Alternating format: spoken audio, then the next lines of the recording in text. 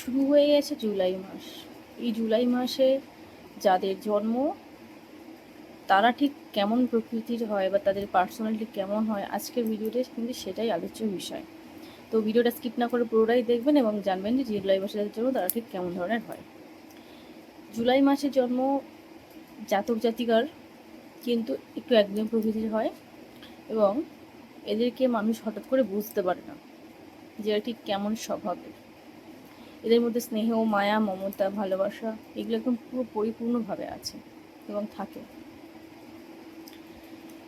ভাগ্য কখনো এদের সবসময় সাথে থাকে না। এদের জীবনের শুরু থেকে একটা ওঠাপড়া স্ট্রাগল থেকে থাকে, যার ফলে কি হয়, এরা মানে জিরো ইনভেস্টমেন্টে বড় একটা রকম আয়ের জন্য চেষ্টা করে। এর ফলে এরা জুয়া বা ফাটকা এই দিকে চলে যায় এবং যেহেতু ভাগ্য সাথে থাকে না, সেক্ষেত্রে কিন্তু এরা এখানেও হেরে যায়।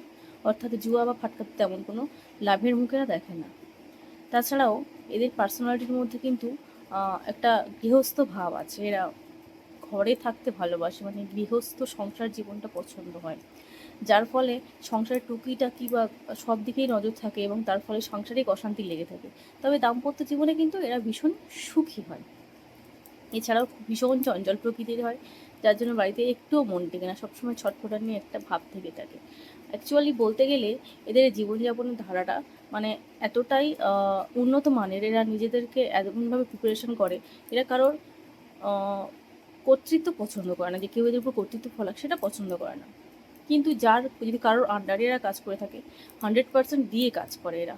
এদের মধ্যে কোনো নেগেটিভিটি বিশেষ থাকে না, মানে মনে একরকম বাইরে একরকম এরকম ধরনের কিছু থাকে না। যার আন্ডারে কাজ করবে তাকে 100% দিয়ে কাজ করবে।